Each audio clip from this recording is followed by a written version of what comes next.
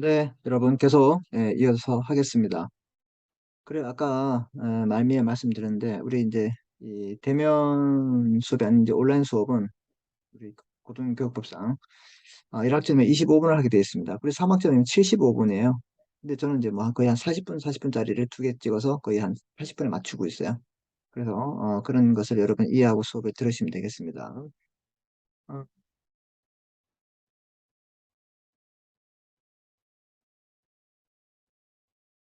자, 화면을 좀 제가 또 공유하겠습니다.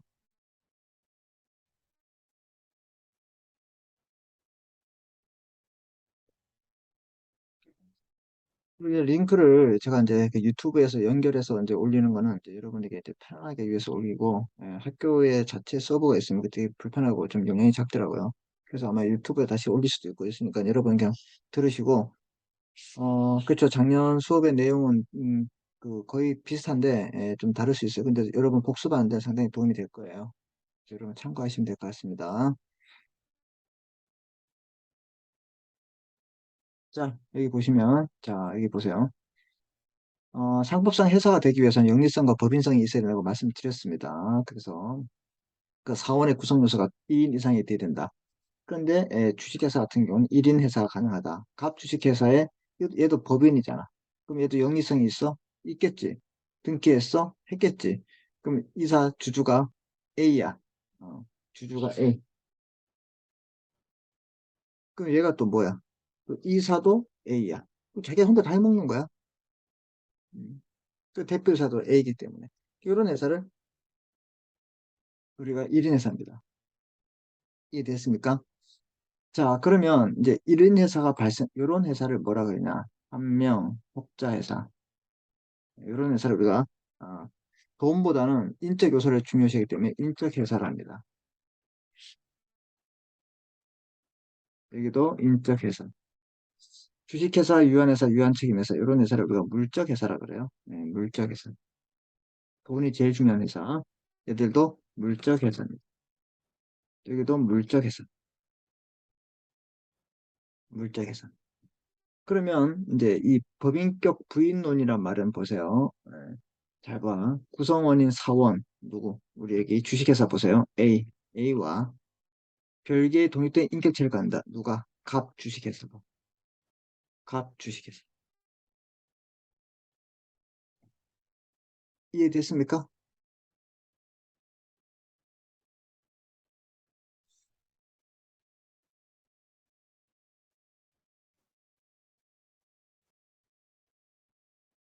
갑 주식회사가. 여기 봐봐. 이런 경우. 그럼 A가 이런 유령 회사, 페이퍼 컴퍼니를 만들어 놓고,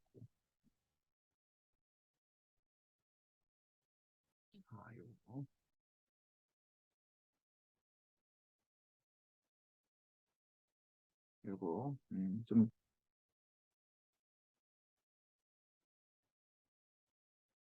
여기 보세요. 이제 좀 좁아가지고, 좁아서 다시 하겠습니다. 여기.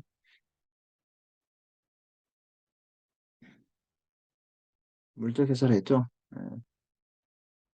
이러한 경우, 갑 주식회사와 대표이사 A, 주주 A, 이사 A, 이런 경우, 대표이사가, 대표이사 A가, 대표이사 A가, 뭐 하는 거예요? 돈을 빌리죠? 누구의 돈을 빌려요? B에게 빌린다. 음, B에게 돈을 빌려요. 그러면 B가 누가 되냐? 채권자가 돼. 그러면, 돈을,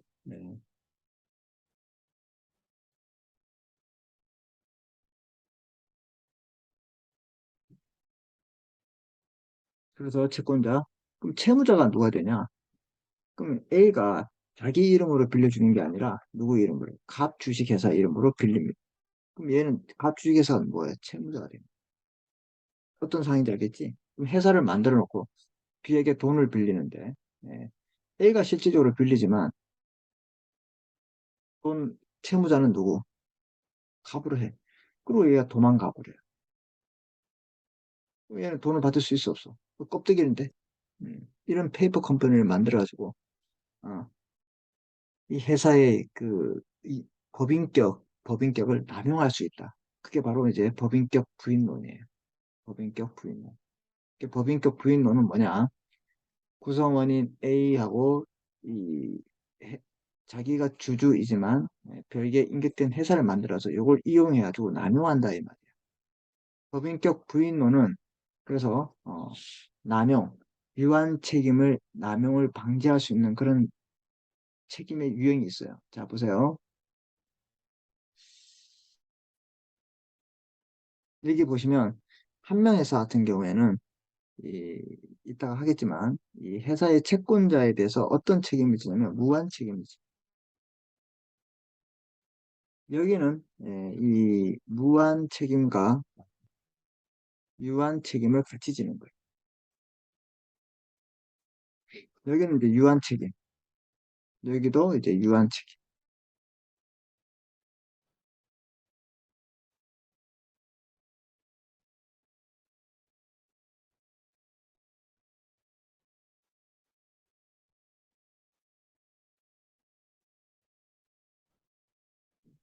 여기도 유한 책임. 그래서 이제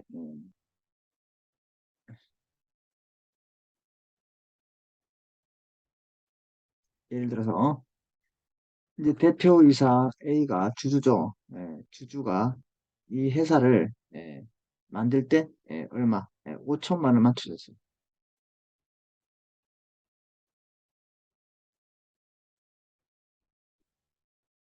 그럼 이 사람은 채권자 B에게 나중에 문제 생겼을 때 얼마? 5천만 원만, 5천만 원만, 5천만 원만 어떻게 되는 거예요? 부담하면 되는 거예요. 이걸 뭐라 그러냐? 이걸 유한 책임이라. 자기가 투자한 만큼. 그럼 이 사람은 장사 잘했네? 3억을 빌려놓고 회사 이름으로 3억을 빌려놓고 그 3억을 빌린다 이 말이야. A가 B에게 3억을 빌린다. 누구 이름? 갑 주식회사 명의로. 이렇게 되면 이제 갑이 뭐가 되는 거야? 음,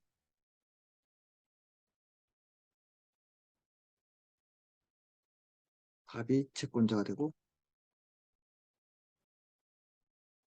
아니, 갑이 채무자 되고, 을이 채권자가 됩니다. 이런 관계. 그래서 A는 5천만 투자했는데 회사 채권자에게 B에게 5천만 원만 부담하면 돼. 유한 책임. 나중에 문제 생겼을 때. 그러면 전부 다 이렇게 대한민국 국민들이 전부 다 유령 회사를 만들어 놓고 1인 회사 가능하잖아. 옛날에 3인 이상이었는데 이게 바뀌었습니다. 2001년도부터. 그래서 1인 회사가 가능하다 이 말이에요. 그렇게 이렇게 하다 보니까 유령 회사를 많이 만들어 놓고 회사 명의로 돈을 빌리고 도망갔다 이 말이에요.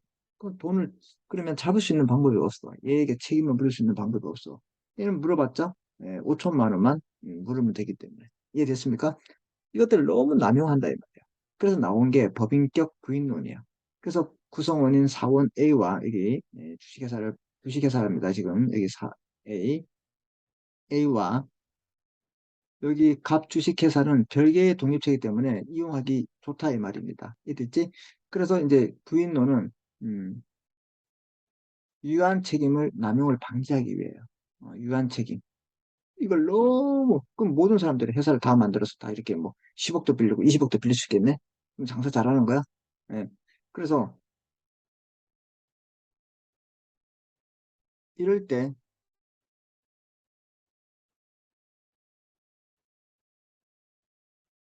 법인격을 일시적으로 부정합니다. 지금 뭐냐면 얘를 독립된 법인격 얘를 일시적으로 없게 만들어서 그러면 껍데기를 벗겨내면 실질이 나옵니다. A가 실질이잖아. 그래서 부정함으로써 실질적인 대표이사가 실질적인 1인 주주가 어떻게 해요? 책임을 부담하도록 하는 제도. 이 됐죠? 음. 그래서 실정법에 근거가 없어요. 우리 상법에는 없어. 그럼 어디? 이제 판례를 통해서 형성됐다.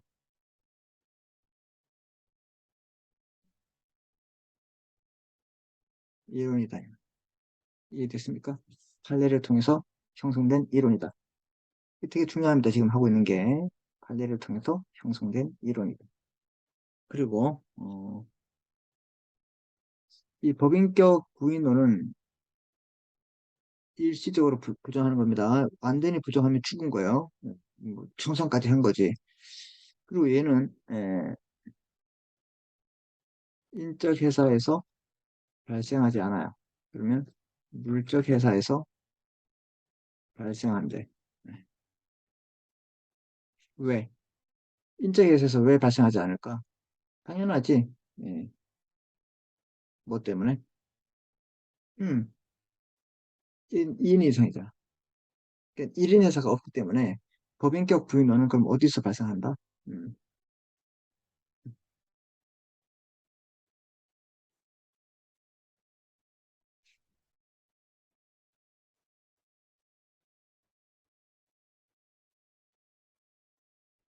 1인 회사 성립이 가능한 형태의 회사에서 발생한다. 즉, 이게 바로 인적 회사는 안 되고 물적 회사가 된다. 요거 반드시 기억합니다. 이해되셨죠? 예. 이거 만약에 제가 이제 대면 수업하면 판사를 하겠죠. 그 판사를 못하기 때문에 여러분들이 지금 제가 타이핑을 치고 있어요. 그래서 여러분들은 뭐 판사 하려면 하고 아니면 뭐 이렇게 눈으로 봐서 뭐 이해하시면 하시고 편한 대로 하십시오. 예. 이해되셨죠? 네. 그래서 이제 정리하겠습니다.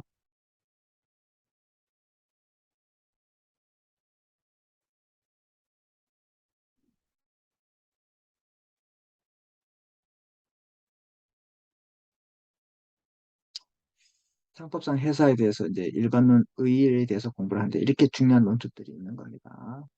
법인성. 그래서 여기 이제 올리면 되게 아까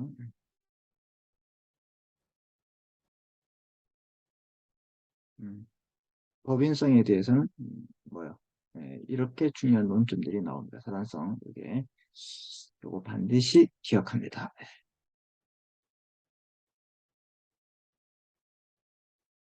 자, 이제 두 번째 일반론 회사의 능력에 대해서 공부합니다.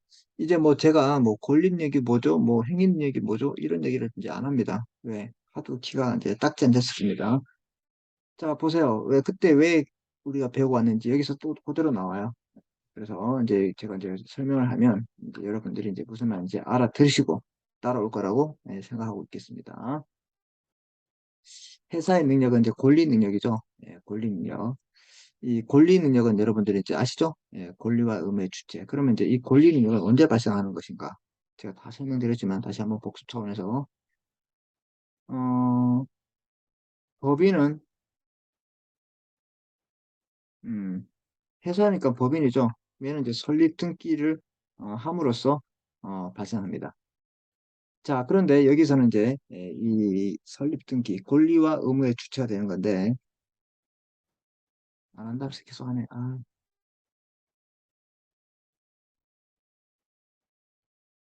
회사도 권리와 의무에 주체된다 이 말이야. 뭘 하면? 설립 등기를 하면. 이해됐지? 예, 맞아요. 자, 그래서 사람 같은 경우,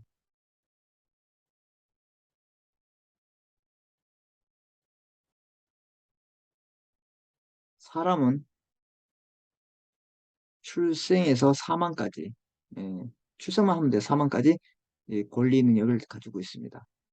그런데 이제 회사 같은 경우는 일정한 경우에 사람이 아니기 때문에 이제 제한을 받아요. 성질에 의한 제한이 있어요. 회사는 자연인을 전제하는 친속, 상속, 생명권을 가지고 있어요. 여러분. 회사가 막 친족, 내 자식이야, 인사시켜줘. 뭐, 내가 죽었네. 건물 막 부셔. 죽었어. 해산했어. 뭐, 상속, 자회사에 줘야지. 그런 건 아니다. 이거. 생명권, 뭐 휴식권. 사람을 전제로 하는 걸 못 갖는다, 이 말이야. 단, 유증. 유증이란 말은 유언에 의한,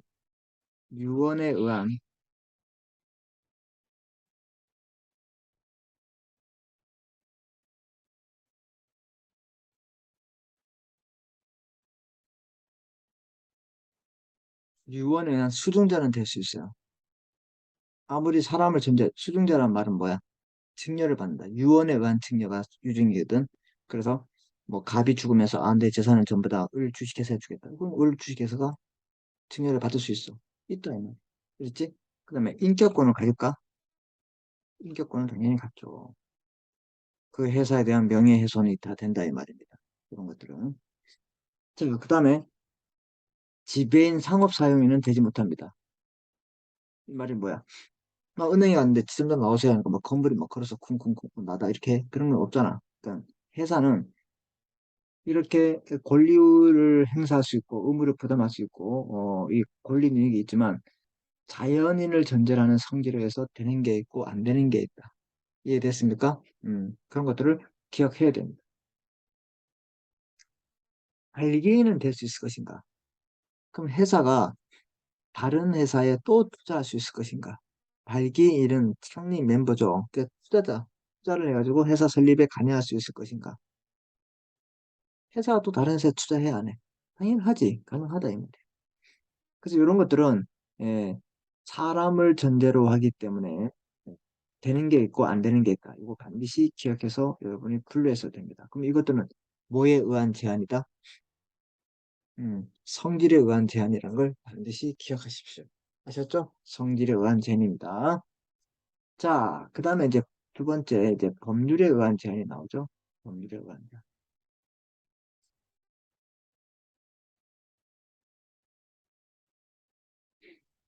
회사는 회사는 다른 회사에 무한 책임 사원이 되지 못한다. 아, 이거 보세요. 오로지 무한 책임 사원만 있는 회사가 한 명 회사예요. 여기에는 회사의 채권자에 대해서 어떻게 오로지 무한 책임만 사용할 수 있다. 무한 책임. 자, 그래서 여기 보시면 오히려 이렇게 이 녹화 강의가 여러분을 이제 공부하거나 또 복습하는 데는 효과가 두 배적이 있습니다. 뭐 대면 수업 같은 경우는 이제 뭐 와서 듣는 그 의미도 있겠지만 혹시 여러분이 이제 뭐 놓치거나 깜빡 졸거나 다른 생각했을 때는 뭐 따로 오시는 방법이 없죠. 그래서 이제 녹화가 더 좋은 면도 있습니다. 장단점도 있죠. 근데 뭐 혼자 제가 하기 때문에 여러분의 반응을 이제 못 보기 때문에 이건 사담이 아닙니다, 지금. 아니기 때문에 뭐예요? 여러분이 이제 알아듣는지 못 듣는지를 제가 파악을 못하는 점은 좀 단점이 되겠어요. 그런데 뭐 여러분 잘 하시기 때문에 이렇게 보시면 잘 따라오시겠죠. 네. 자,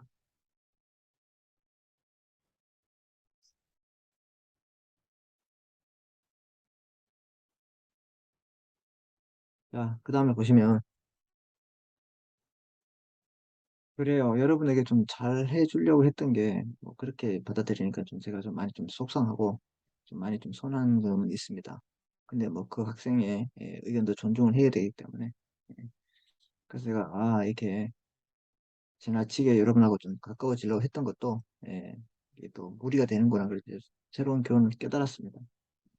그래서 그냥 수업만 열심히 하고 여러분이 뭐 받아들이든 안 받아들이든 그건 이제 여러분의 몫이다. 이렇게 하겠습니다. 자, 무한책임 사원이 있는 회사는 그럼 이런 말을 쓰면 될까 이거? EX 회사는 음, 한명 회사에 출자하지 못한다. 이 말과 같은 말일까? 그 말이에요. 무한책임 사원 되지 못해. 이 무한책임 사원만 있는 회사가 한 명 회사이기 때문에 그럼 회사는 한 명 회사에 투자하지 못한다 이런 말이야. 그럼 얘 어디 173도에 의해서 이렇게 제한을 했다 이 말입니다. 이게 법률에 의한 제한이야. 아니 권리와 의무가 주체가 된단 말이야. 권리를 가져야 되는데 권리를 제한한다. 얘는 권리를 제한했잖아. 어떻게 성질에 의해서 제한했고 얘는 바로 법률에 의해서 제한을 했다 이 말입니다. 자, 그다음에 이제 이제 이 회사 같은 경우는 사람은 이렇게 이제 태어나서 이제 태어나가지고 이제 뭐 유아기, 청소년기, 청년기, 그다음에 뭐 중장기, 노년기 이렇게 해서 사람이 죽으면 호흡이 끝나면 되죠. 막 마스크도 쓸 수도 있고 뭐 경우에 따라 틀리기 때문에 그래서 죽습니다. 그 해사 같은 경우는 이제 등기를 하면 태어난 것처럼 보고 있습니다. 그래서 이제 해산을 합니다. 왜 해산을 할까? 이제 돈을 정리해야 되잖아. 정리하고 줄 거 있으면 죽고 받을 거 있으면 받을 때까지 기간 그게 바로 청산입니다. 깔끔하게 정리한다. 그럼 그때까지는 살아있는가 안 살아있지. 그래서 해산을 하더라도 청산 깨끗하게 정리할 수 있는 청산 범위 내에 권리 능력 당연히 허용됩니다. 이해됐습니까? 우리가 이제 산소 호흡기를 꽂고 있을 때까지는 뛰면 죽어. 그럼 꽂고 있어. 그러면 그때 살아있는가 안 살아있는가? 살아있는 거다 이 말이야. 그래서 해산 시에도 청산 범위 내에서 어떻게 되는 거야? 권리 내용이 이제 허용된다. 이렇게 여러분이 이제 보시면 됩니다. 자, 이런 것들은 이제 법에 의해서 인정되는 겁니다. 뭐가 제한이? 목적에 의한 제한. 목적에 의한 목적. 이 목적. 이 목적은 이제 정관이라는 게 있습니다. 정관. 여러분 이제 정관이 뭐냐면 여러분이 이제 동창회나 모임을 만들면 회칙을 만들죠. 그게 바로 정관이야. 그럼 그 정관을 따르고 정관에 없는 규정은 여러분의 합의가 의하잖아. 그럼 우리 회사도 여러분이 이런 목적으로 이런 상으로 이런 본점을 가지고 우리가 회사를 만들 거야. 주식회사를. 그러면 그 목적에 의해서 이루어져야 되잖아요. 그죠? 그래서 그 목적에 벗어나면 우리가 어떻게 해? 법의 상법을 따르는 거야. 상법이 없으면 상간섭법. 그 나중에 당사자의 합의 이렇게 가는 겁니다. 그 여러분도 이제 동창회를 만들었을 때 그 동창회가 어떻게 되는 거야? 그렇죠. 예, 그 해칙의 목적이 없는 상황에 대해서는 어떻게 해야 돼? 응, 뭐 합의를 하고 그렇게 해야 되지. 그래서 이제 회사를 만드는데 가장 이제 중요한 게 목적을 이제 정관에 기재한다. 그럼 우리 이제 정관을 좀 보고 와야 돼요. 먼저.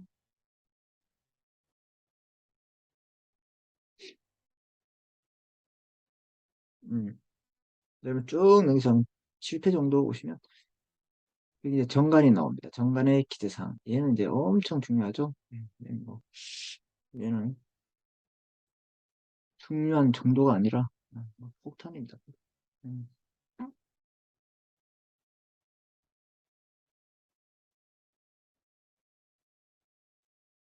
음. 그래서 이 정관의 절대적 기재사항이 되겠습니다. 예.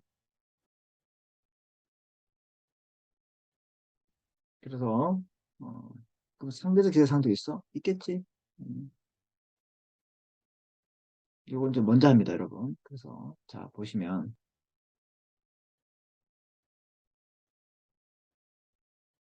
이 정관, 네, 정관, 그 회사를 만들 때 가장 먼저 하는 게 해칙을 정한다. 그 해줘. 회사의 해칙, 정관이다. 이 정관은 상법보다 더 우선합니다. 적용할 때. 이해됐습니까? 자, 그래서 이 정관을 이제 우리 적는데 뭘 적어야 될 것인가? 정관을 적을 때 목적을 적습니다. 목적.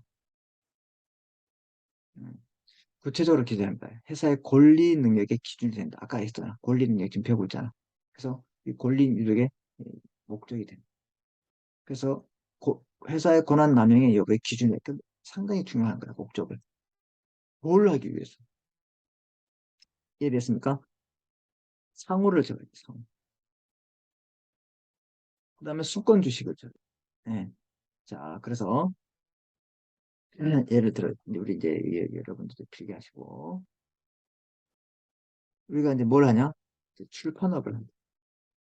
출판업을 한다. 목적이. 그 상호를 적어야 되는데 상호. 상호. 뭐라 적을까? 여러분들. 네. 상호. 음, 부경 주식회사. 이렇게 하겠습니다. 그렇죠? 그래서 수권 주식을 냈습니다. 수권 주식이란 말은 여러분들 수권 권리를 받는다. 그럼 받았어 안 받았어? 받을 거야. 그 발행할 예정 주식이 발행 예정 주식이 그럼 현재 발행해? 그럼 회사 만들 때 설립 시 발행할 필요가 없어요. 발행할 필요가 없다 이 말입니다. 왜? 예정 주식이기 때문에.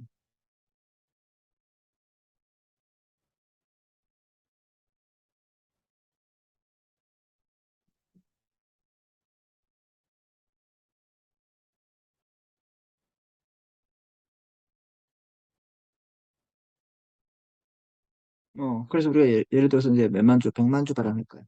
100만 주. 꼭 기억합니다. EX. 목표치, 이게 그럼 뭐야? 100만 주가 뭐야? 목표치지, 목표. 목표치. 당장 발행할 필요 없어. 액면 주식이다. 예, 액면 주식. 액면가가 있는 거예요. 액면가. 그래서 일주의 금액. 그리고 우리가 뭐라 그러냐? 액면가라 그래. 액면가. 소개팅에 나왔는데, 아우, 막, 너무너무 늙게 보이는 거야. 한 28, 아홉을 보이는데, 예, 실제 나이 보니 몇 살이야? 21살이야. 그 액면가 21살인 거죠. 그러면 뭐야? 28로 보이는 거 뭐야? 발행까지. 이해됐어요? 그리고 이런 거지. 이제 엄마가 이제 전통시장 가서 무를 이제 하나 샀어요. 그러니까 이제 무 한 통에 5천 원이라 하기 때문에 엄마가 깎아달라 그래서 아줌마가 안 깎아줍니다. 아, 남는 게 없어. 그래서 사실 그 아줌마가 그 무를 2천 원에 받아. 그럼 이게 액면가야. 이해됐어요? 그럼 발행가는 얼마야, 지금? 5천 원이지. 그지? 예. 그래서 그 막 흥정하다가, 그냥 그대로 살 수 있습니다. 그럼 이게 뭐야? 시가가 되는 거야, 시가. 실제로, 시가. 근데 더 깎았다? 그 시가가 더 줄어드는 거지. 그런 관계입니다. 주식도 똑같아요. 그래서 지금 잘 해야 됩니다, 여러분. 중요하기 때문에. 예. 음, 액면가는 수상적 가격입니다. 왜? 정관의 기재하기 때문에. 그러면 정관의 숫자를 기재하면 정관에 기재해. 그래서 우리 액면가 얼마 할까요? 액면가 우리 천원으로 하겠습니다. 액면가를 1,000원으로 합니다. 그래서 액면가는 1,000원, 100원 이상이어야 돼요. 그럼 이제 이제 뭐냐면 이제 발행가가 있어요. 발행가는 이제 구체적 가격입니다. 실제로 뭐 하는 거야? 이 가격은 우리가 볼 수 있는 가격이야. 팔리는 가격.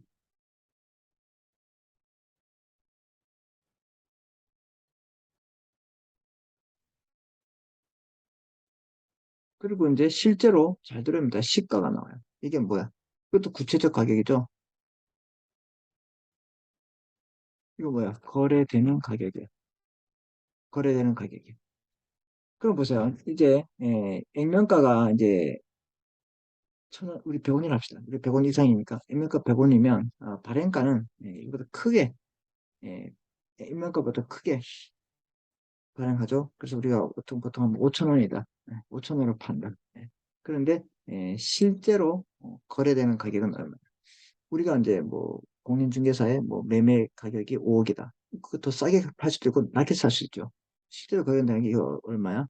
이거는 더 높게 6천 원이다. 그렇게 할 수도 있는 거예요. 주식도 똑같아요. 이해됐습니까? 네. 그래서 액면가보다 발행가를 높게 발행해야 된다. 근데 액면가보다 발행가를 낮게 했다. 그럼 액면 미달 발행이다. 우리 1,000원을 합시다. 알았죠?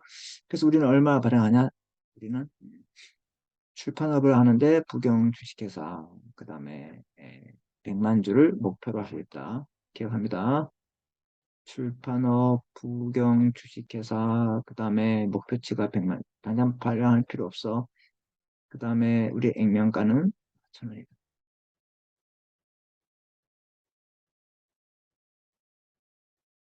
맞습니까? 자, 그래서 자본 유지 원칙 따라서 액면가 이하로 발행하지 못한다. 이 말이에요. 그래서 417조 예외가 있어요. 근데 상법은 무액면 주식을 발행할 수 있습니다. 액면가 없는 주식을 발행할 수 있어. 그럼 액면가가 없으면 무슨 가액이 있나? 발행가액만 있어, 발행가. 이해됐습니까? 왜 이렇게 할까?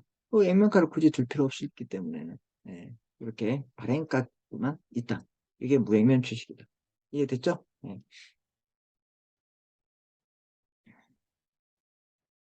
요거 예외는 뭐냐면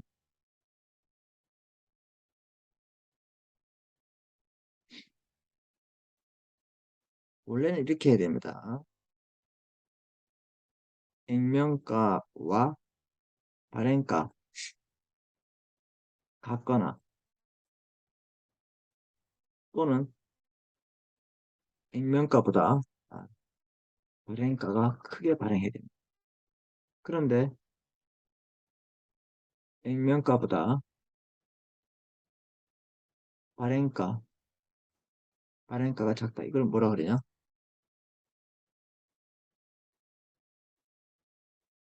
액면 미달 발행. 이거는 회사 설립 시에는 허용되지 않습니다. 그러나 예외적으로 417조일 때는 허용됩니다. 이게 뭐냐? 이게 뭐냐? 첫 번째, 법원에 인가가 있고, 두 번째, 주주총회 특별 결의가 있어요. 세 번째, 회사 어, 성립 후 2년이 경과됐을 때, 이런 요건을 갖췄을 때 액면 미달 발행이 가능하다. 중요합니다. 요 가격. 이게 뭐냐? 우리 아파트 분양을 생각해 보세요. 아파트 분양할 때 액면가가 뭐야? 액면가. 분양가. 분양가. 그 발행가는 이제 발행가는 뭐야? 실제로 팔려고 이제 분양가, 이 분양가보다가 더 기초적인 게 있잖아요. 조합원들에게 주는 가격, 그런 가격 싸게 주죠. 그 발행가는 뭐야? 분양가 얼마 될 것인가? 그 다음에 실제로 거래되는 것은 또 다르죠, 가격이. 그런 거다. 무액면 주시하는 말은 액면가가 없고 발행가 붙어 있다. 이렇게 보시면 되고, 그 다음에 그 다음에 이제 발행 주식 총수가 필요합니다. 그리고 다 기억합니다. 같은 말이기 때문에. 그래서 실질적으로 우리는 어떻게 하냐? EX 어떻게 할까요? 실질적으로 얼마를 발행할 것인가? 얼마를 발행할 것인가? 실질적으로 발행해야 돼. 얘는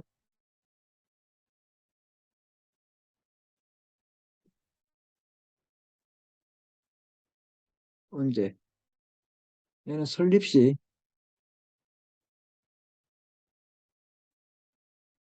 실제로 발행해야 하는 주식. 그걸 얼마 발행하냐? 25만 주를 발행. 그럼 우리는 주식을 실제로 얼마를 발행했죠? 25만 주는 발행해야 돼. 무조건. 25만 주는 발행해야 돼. 이해됐습니까? 25만 주. 원래 목표치가 얼마야? 100만 주지. 그럼 얼마를 발행? 4분의 1만 발행한 거야. 그 나머지 보세요. 목표치가 몇만 주였어? 100만 주였죠?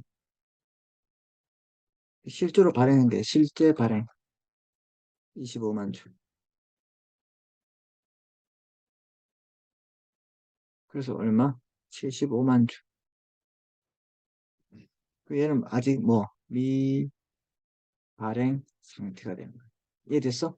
그럼 얘는 나중에 어떻게 되는 거야? 이 미발행 상태, 이 주식을 신주 발행할 수 있다. 새로운 주식으로 발행할 때 이거 범위 내에서 하는 거야. 더 늘릴 수 있을 것일까? 더 늘리려면 정관을 바꿔야 되겠지. 이 중요한 얘기를 지금 하고 있습니다. 다음에 이거 설명 안 하겠습니다. 이거 다. 이해했습니까? 요거, 여러분 찾으세요. 그 다음에 이제 본점. 지점이 아니라 본점. 어떻게 할 것인가? 네. 우리는 본점은, 부산, 수영, 음, 이랬죠? 공고,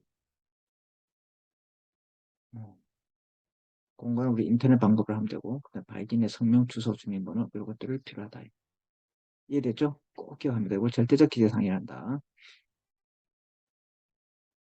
자, 얘는 효력을 갖기 위해서 반드시 기재해야 됩니다. 반드시 기재. 기재가 없으면 그 자체가 무효예요. 이해됐습니까? 네. 자, 그런데 이제 상대적 기재사항이 있는데, 상대적 기재사항. 얘는 이제 변태 설립사항. 그 변태 설립사항이란 말은 이제 위험한 약속을 말하고 있는 거예요. 위험한 약속. 정관에 기재해야지만 효력이 발생하는 거예요. 그렇다고 정관에 기재하지 않았다고 정관 자체가 무효가 되는 게 아니야. 자, 이런 말이 나오는데 여기에서는 이제 뭘 기억하면 음,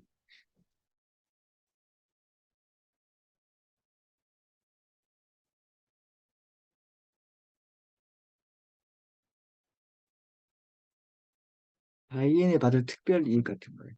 뭐 총판권을 준다.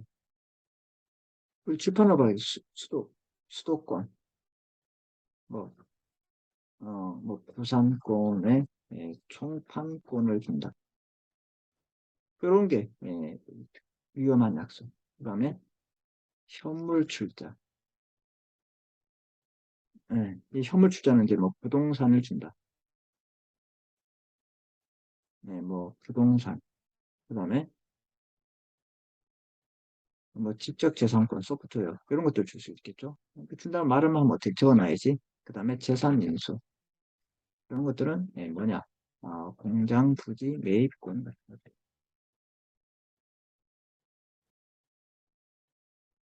아, 발기인의 그다음에 이제 설립 비용, 설립 비용 이런 것들. 이런 것들은 이제 발기인이 이제 설립에 비용이 많이 들어갔잖아요. 그죠? 그래서 그럴 때 필요한 내용들을 우리가 요거는 이제 상대적 기회사항이에요. 변태 설립 위험하기 때문에 적어야지만 효과가 생깁니다. 알았죠? 요게 있다. 이렇게 기억하시면 됩니다. 발기인을 받을 특별이익, 현물 출자, 그다음에 재산 인수, 설립 비용 이런 것들. 이런 것들은 이제 반드시 적지 않아도 되는데 적으면 효과를 조정하지 못한다. 적지 않으면 효과 조정 못한다. 이렇게 여러분이 기억하십시오.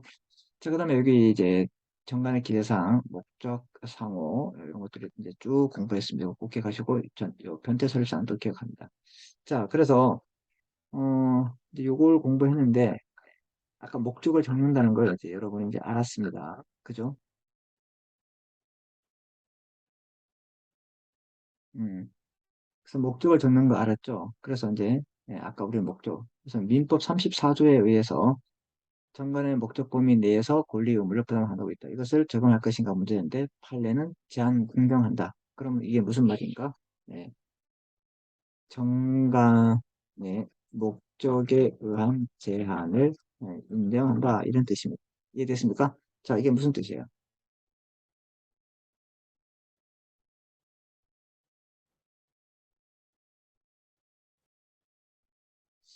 우리가 이제 출판업을 하잖아. 그지? 출판업을 하는데 장사가 너무 안 돼. 그래서 이제 우리가 이제 여행업을 할 거야. 이렇게 하면 어떻게 돼? 이러한 경우 반드시 정관을 변경해야 한다. 이런 뜻이야. 알았지? 그러니까 하면 안 된다. 그 우리가 이제 뭐 사람 같은 경우에도 어떻게 장사를 하기 위해서는 뭐 이렇게 막 바꿀 수 있는데 오늘 뭐 오뎅을 팔았다고 나중에는 떡볶이를 팔 수도 있잖아. 예를 들어서. 근데 이 회사 같은 경우는 이 목적이 중요하기 때문에 정관을 기재해요. 이해됐습니까? 그래서 반드시 정관을 기재해야지만 이렇게 업을 바꿀 수 있다. 이런 내용을 기획해야 돼. 그래서 이렇게 이제 정관을 바꿀 때는 이제 주중에 특별 결의가 필요합니다. 알았죠? 나중에 배웁니다. 그래서 사람이 아니기 때문에 성질, 법률, 목적에 의해서 제한을 받는다. 이렇게 기억합니다. 그럼 권리능력이 있어 없어? 당연히 있지. 그다음에 의사능력, 행위능력도 있습니다. 의사능력과 행위능력은 자연인으로 구성된 대표기관을 통해서 존재합니다. 그래서 당연히 인정됩니다. 행위 능력도 당연히 인정됩니다. 책임 능력 있을까? 대표 기관이 업무 집행을 하면서 뭐 대표이사나 이사 감사들이 고의 또는 과실로 타인에게 손해를 가할 때 그 자체가 그것은 회사 자체에 대한 불법 행위에 대해서 회사가 손해배상 책임을 부담합니다. 불법 행위를 인정합니다. 당연히 인정되고. 자, 그다음에 이제 공법상 능력이 나오죠. 예, 공법상 능력. 성질을 반하지 않는 공법상 능력이 있다. 그 당사자 능력, 소송 능력이 있어요. 뭐 애플하고 우리 삼성하고 막 싸우잖아. 소송 능력이 해 있어 없어? 있지. 공법상 능력이 있어. 근데 범죄 능력은 없다 이 말입니다. 얘가 막 누굴 죽이거나 이런 걸 하야 안 해. 안 한다 이 말이죠. 예, 그런 거는 없다. 음.